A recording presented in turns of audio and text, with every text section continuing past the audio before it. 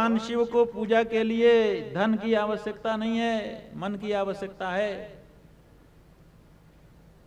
बता दिया कि कोई ऐसा द्रव्य नहीं है जो बहुत कीमती हो, और बाजा गाजे की भी जरूरत नहीं पड़ती।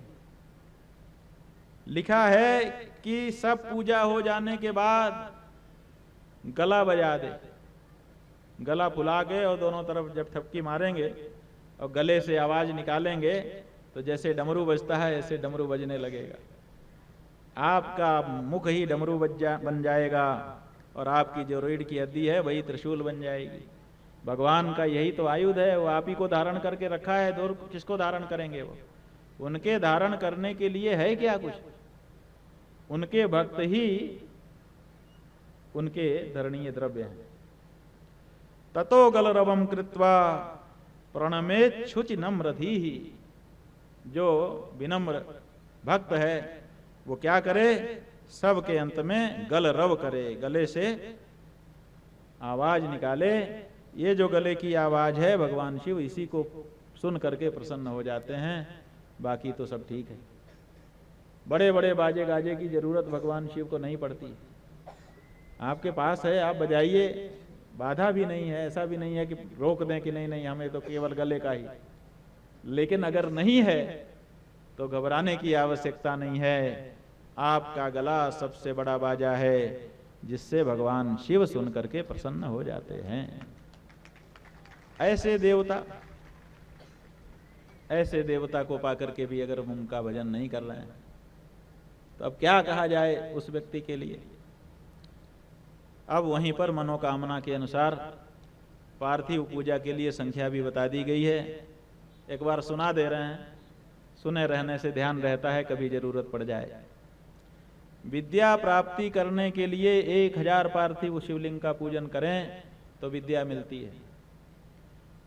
धन प्राप्त करने के लिए 500 काफी है।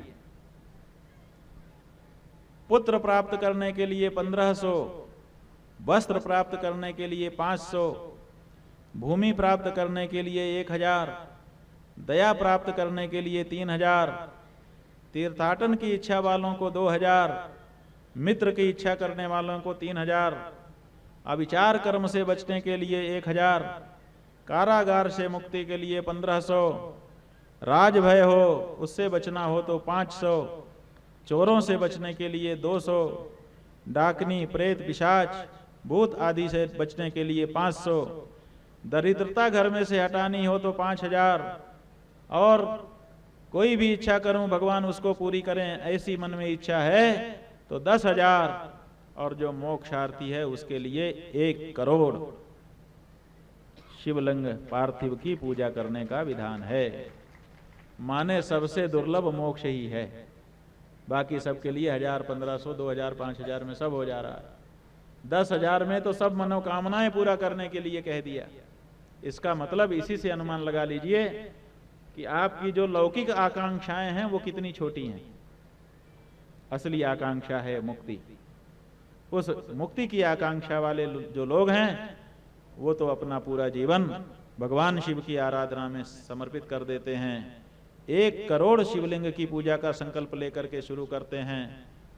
लंबा जीवन हुआ तो 1 करोड़ होता है, और अगर जीवन बीच में ही पूरा हो गया तो 1 करोड़ का फल उनको मिल जाता है। ये नियम है, ये जान लीजिए। जब शुभ काम का आप संकल्प ले लेते हैं तो जो संकल्प आपने लिया है, अगर बीच में किसी कारण से आपका शरीर छूट जाता है तो आपका संकल्प पूरा मान लिया जाता है। इसलिए जो मोक्ष की इच्छा से 1 करोड़ शिवलिंग का संकल्प लेकर के पूजा करना शुरू कर देगा, नियमित करता रहेगा, अगर उसके पहले ही उसका शरीर पूरा हो गया तो उसको 1 कोटि पार्थिव शिवलिंग के पूजन का फल मिल जाएगा और उसका मोक्ष सुनिश्चित हो जाएगा।